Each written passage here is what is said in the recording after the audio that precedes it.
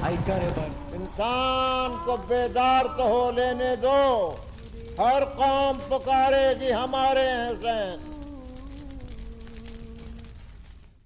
السلام علیکم۔ پروگرام میری آواز کے ساتھ عصمت ہاشوانی I8 اسلام آباد سے حاضر ہے۔ ناظرین، جب بھی محرم الحرام کا مہینہ شروع ہوتا ہے تو نہ صرف پاکستان میں بلکہ پوری دنیا میں جو انسانیت ہے وہ امام حسین رضی تعالیٰ عنہ اور ان کے خاندان کے لیے خراج تحسین پیش کرتی ہے۔ امام عالی مقام کی جو قربانی تھی وہ ایک نمونہ جو تا حیات رہے گا کہ وہ قربانی جس کی مثال پوری دنیا میں دی جاتی ہے، یہ ایک ایسی قربانی تھی جس نے ہمیشہ حق و باطل کا راستہ متعین کر دیا۔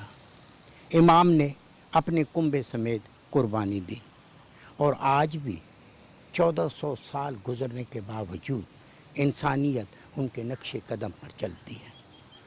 اس قربانی کے حوالے سے انسانیت لوگ ماتم کی شکل میں، واعظ کی شکل میں، ذکر کی شکل میں، مسجدوں میں، امام بارگاہوں میں، دنیا کی مختلف عبادت گاہوں میں امام اور اس کے خاندان کو خراج تحسین پیش کیا جاتا ہے۔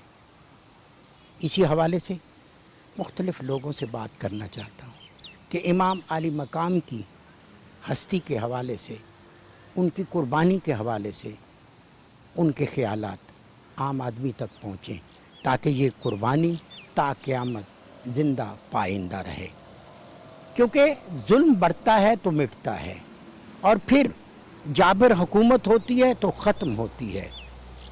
اور یہی بات میں اگر شعر کی شکل میں کہوں تو چند سعد کی حکومت تھی جزیز کی، صدیاں حسین کی، زمانہ حسین کا۔ آئیے ناظرین کچھ لوگوں سے ملتے ہیں اور امام عالی مقام کے حوالے سے گفتگو کرتے ہیں۔ قتل حسین اصل میں مرگ جزیز ہے، اسلام زندہ ہوتا ہے ہر کربلا کے بعد۔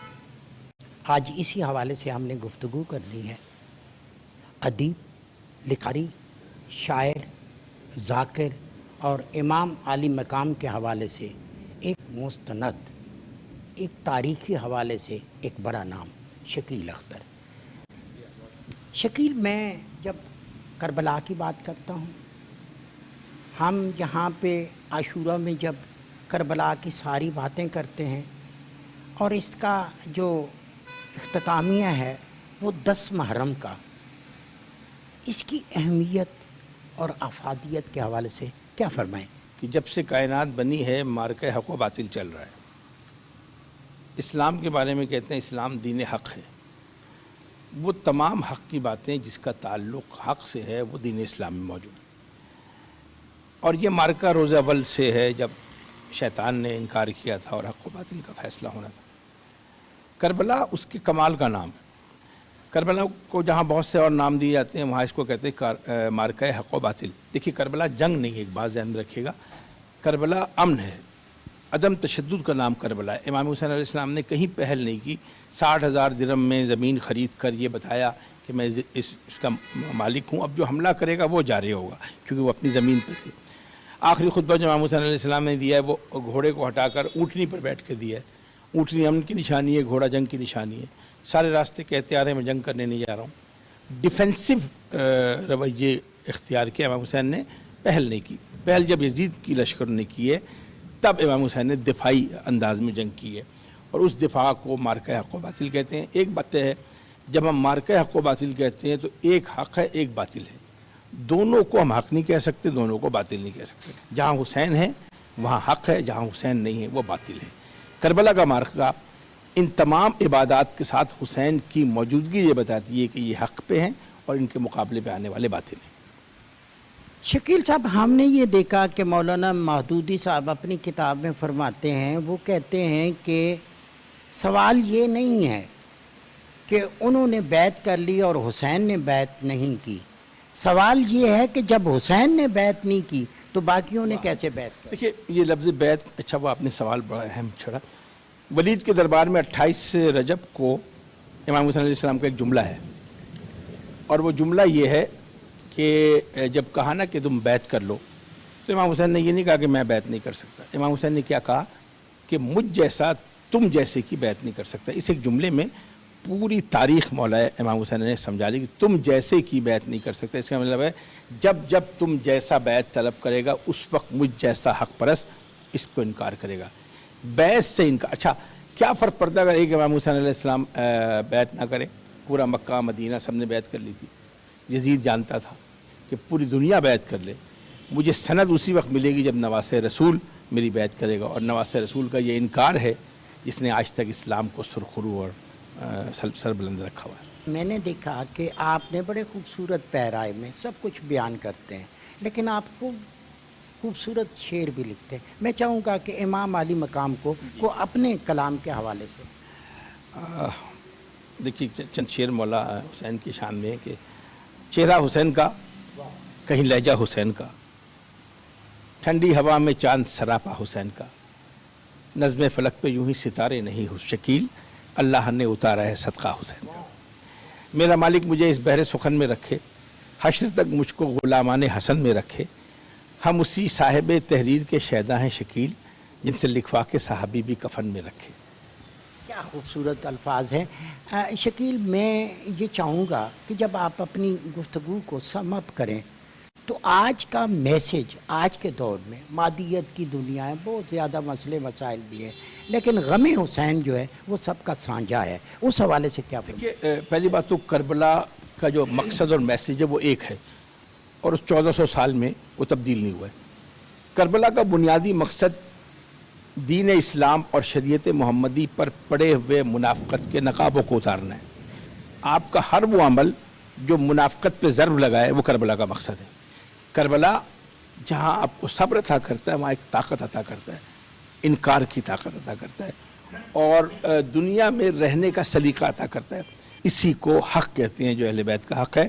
اور اس مودت کو ادا کرنے کا طریقہ یہ ہے کہ ان کی خوشیوں میں خوشی ہے اور ان کے غم میں غمگین. بہت شکریہ شکیل صاحب. امام علی مقام کے حوالے سے، حضرت زینب سلام اللہ علیہ کے حوالے سے کہ کربلا میں بچوں کے ساتھ، خواتین کے ساتھ کس طرح بیتی اور ان کو کن الفاظ میں بیان کر رہے ہیں، ہم یہ کچھ لوگوں سے بات کرتے ہیں. آئیے انہی کے پاس چلتے ہیں.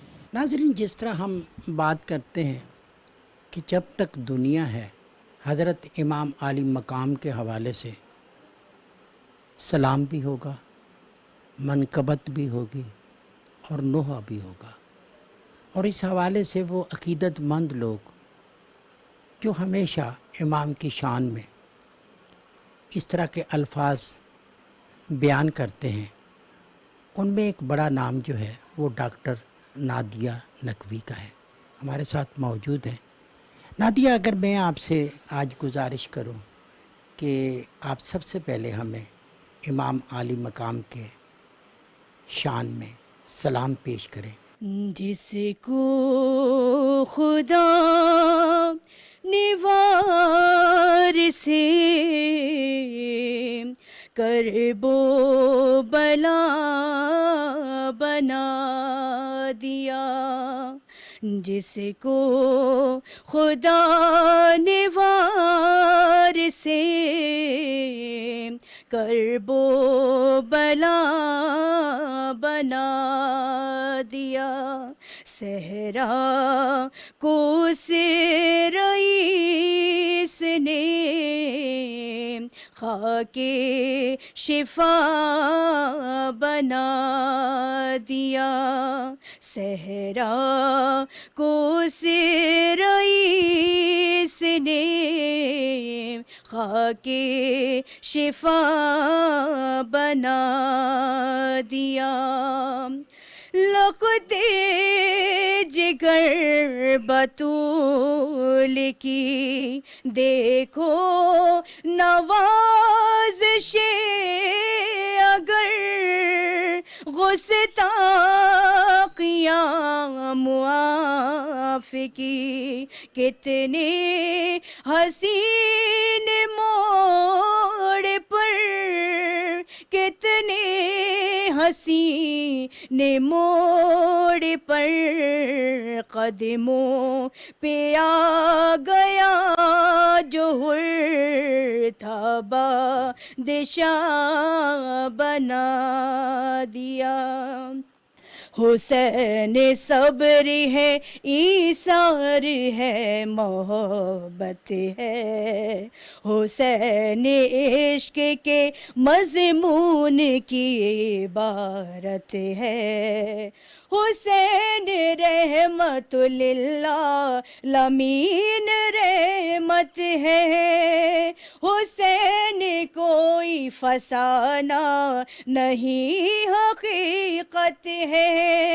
जहाँ में अब शहे मशरक़ैन बाकी है, यजीद मिट गया नामे हुसैन बाकी है, यजीद मिट गया नामे हुसैन बाकी। सुभान अल्लाह, यजीद मिट गया नामे हुसैन बाकी है, और ये ता हयात ऐसा रहेगा, ता क़यामत।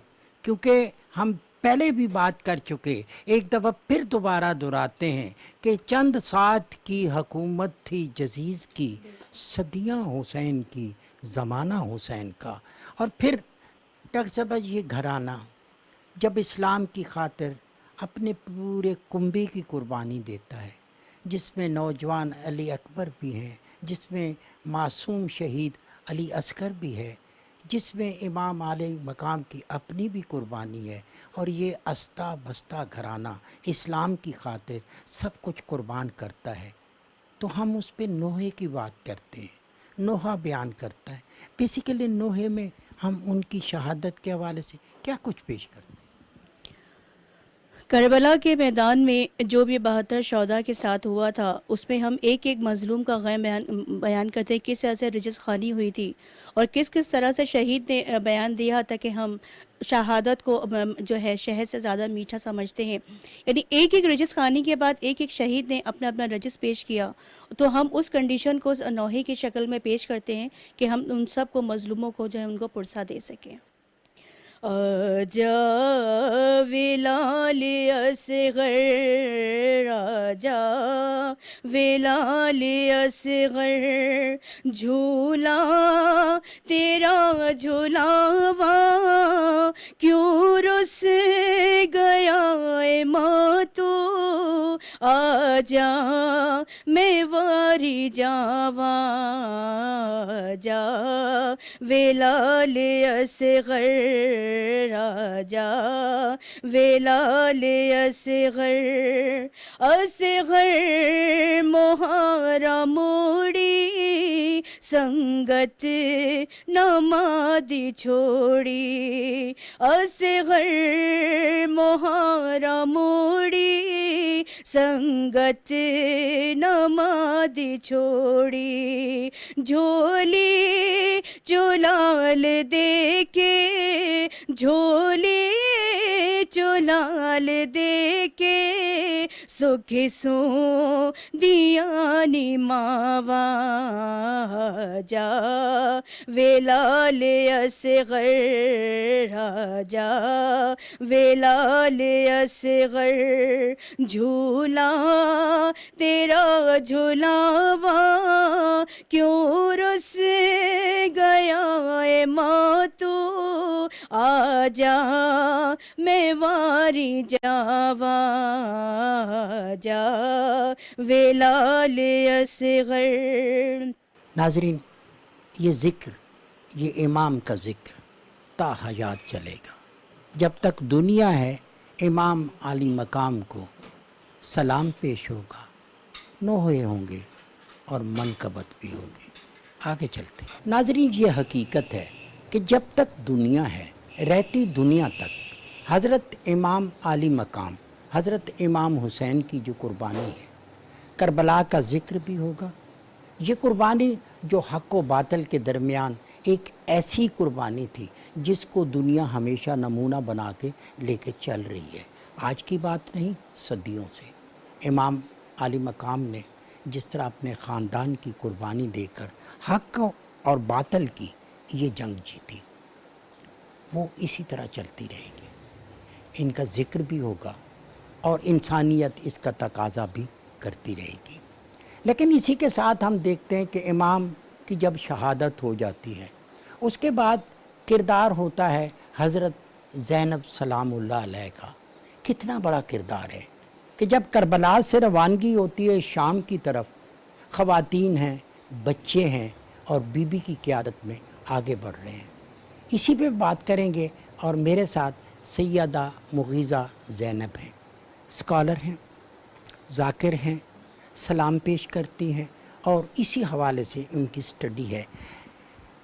میں بہت مشکور ہیں ہم آپ کے، آپ جب ذکر ہوتا ہے، جب محرم الحرام ہوتا ہے، ہر جگہ پہ آپ کی ایک حاضری بھی ہوتی ہے۔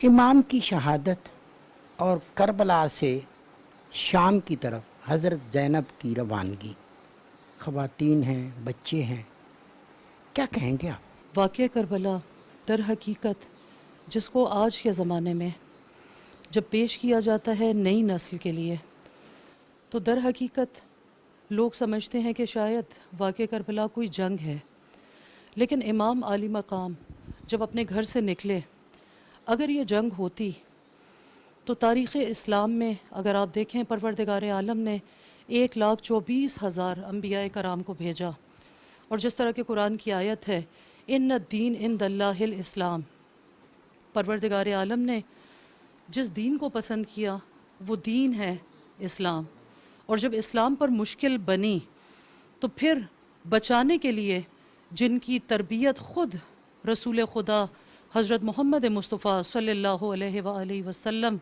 اپنے گھر میں فرماتے رہے، وہی شخصیتیں آگے کام آئیں، اور ان شخصیتوں میں بعد از حسنین کریمین کے بعد جو شخصیت ہمیں واقعہ کربلا میں نظر آتی ہے، کیونکہ یہ جو شہادت ہے، قرآن میں ارشاد رب العزت ہوتا ہے تلک الرسل فضلنا بعضهم علی بعض، کہ ہم نے بعض رسولوں پر بعض رسولوں کو فضیلت دی۔ دین اسلام کو بچانے کے لیے امام عالی مقام نے نہ صرف اپنا سر کٹایا، بلکہ وہ 72 شہید جو میرے مولا کے ساتھ تھے، وہ سب قربانیاں جو کربلا میں دی گئیں، وہ بہت بڑی سعادت بھی ہے اور ذبح عظیم بھی ہے۔ امام عالی مقام نے اپنے بعد جس کو منتخب کیا وہ شخصیت جناب زینب عالیہ سلام اللہ علیہا، اور بی بی کی شخصیت تاریخ اسلام میں صرف مسلمان خواتین کے لیے سیرت نہیں بلکہ تمام عالم اسلام کے لیے، کیونکہ بی بی کی تربیت جس مقام پہ ہوتی ہے، بی بی کی ولادت سن 6 ہجری میں، اور سن 6 ہجری یہ وہ زمانہ ہے کہ جب مسلمانوں کو فتوحات حاصل ہو رہی تھیں۔ اس زمانے میں رسول خدا کے گھر میں مسجد نبوی میں رسول درس دیتے تھے، اور پھر اس کے بعد خواتین جب گھر پہ آتی تھیں تو بی بی زینب عالیہ جو سن 6 ہجری میں جن کی ولادت ہوتی ہے، اور پھر اس کے بعد 4 سے 5 سال کی عمر تک آغوش رسالت میں تربیت پاتی ہیں۔ حضرت زینب سلام اللہ کا ایک مضبوط کردار ہے، ایک تعلیمات کے حوالے سے ایک بڑا نام ہے۔ میں خاص طور پہ جاننا چاہوں گا اور اپنے ناظرین کو بھی بتانا چاہوں گا کہ وہ اس چیز کو سمجھیں کہ جب جزیز کے دربار میں حضرت زینب اپنے قافلے کے ساتھ پہنچتی ہیں اور وہاں پہ ان کا جو خطبہ ہے وہ خطبہ کیا تھا، اس پہ چند ارشادات۔ بی بی کی سیرت، بی بی کا اسوہ ایسا ہے کہ جب بھائی کی لاش سے گزریں تو بی بی کے چہرے کا رنگ متغیر ہو گیا۔ کوفہ کے بازار میں پہنچیں تو وہ شہر کہ جہاں بی بی 4 سال شہزادی کی حیثیت سے رہیں، شہر کوفہ کی عورتیں پتھر مارنے لگیں۔ صبر کا تقاضا بی بی کا یہ تھا کہ ان پتھروں کو برداشت کرنا۔ دیکھیں، اگر ہم آرام اور چین سے رہتے ہیں تو ہر کوئی صبر کر لیتا ہے، لیکن وہ مشکلیں جو بی بی زینب سلام اللہ علیہ پر آئیں اور بی بی پورے راستے میں برداشت کرتی رہیں، اور پھر اس کے بعد دربار میں بی بی کا جانا، بی بی زینب عالیہ نے جو ہمیں سبق دیا، خواتین کو سبق دیا، در حقیقت وہ سبق یہ ہے کہ جب بی بی دربار میں جاتی ہیں ابن زیاد کے، تو دربار میں جیسے ہی پہنچتی ہیں تو وہ بار بار مخاطب کرتا ہے لیکن بی بی جواب نہیں دیتی. پھر بالکل اسی طرح سے بی بی شام کے دربار میں جاتی ہیں تو بی بی کو براہ راست مخاطب کرنا چاہتا ہے یزید، لیکن بی بی زینب سلام اللہ علیہا جواب نہیں دیتی، بلکہ بی بی کے پیچھے جو باقی بی بی ہیں سب نے پناہ لی ہوئی تھی. 700 کرسی نشین وہاں موجود تھے. امام سجاد علیہ السلام کو بولنے کی اجازت نہیں تھی. یزید جب مخاطب ہوا تو اس نے پوچھا، زینب مجھے یہ بتاؤ کہ تمہیں زیادہ افسوس کس بات کا ہے، حسین کے دنیا سے چلے جانے کا یا عباس کے دنیا سے چلے جانے کا؟ تو بی بی زینب عالیہ آنکھوں میں آنسو آ جاتے ہیں اور رو کر فرماتی ہیں، مجھے دکھ ہے اس بات کا کہ اس وقت اس دربار میں مجھے تم سے کلام کرنا پڑ رہا ہے. تو بی بی ہرگز نہ بولتی. آج کے زمانے میں ہمیں پردے کی ضرورت ہے، سیرت جناب فاطمہ الزہرا کی ضرورت ہے. آج کے زمانے میں ہمیں ضرورت ہے حجاب کی، بی بی زینب سلام اللہ علیہ کی سنت کی ضرورت ہے. مگر خواتین کو بھی ضرورت ہے کہ وہ عملی میدان میں آئیں، کیونکہ بچوں کی تربیت کے لیے بہت ضروری ہے. بی بی زینب عالیہ تاریخ اسلام کی وہ شخصیت ہیں جنہوں نے واقعہ کربلا کے سب بچوں کی تربیت کی. ان بچوں میں کون سے بچے ہیں؟ مولا عباس بی بی زینب سلام اللہ علیہ کی گود میں پروان چڑھتے ہیں، بی بی زینب سلام اللہ علیہ کے بھائی ہیں، مگر آغوشے بی بی زینب سلام اللہ علیہ میں. امام سجاد بی بی زینب سلام اللہ علیہ کی آغوش میں پروان چڑھتے ہیں.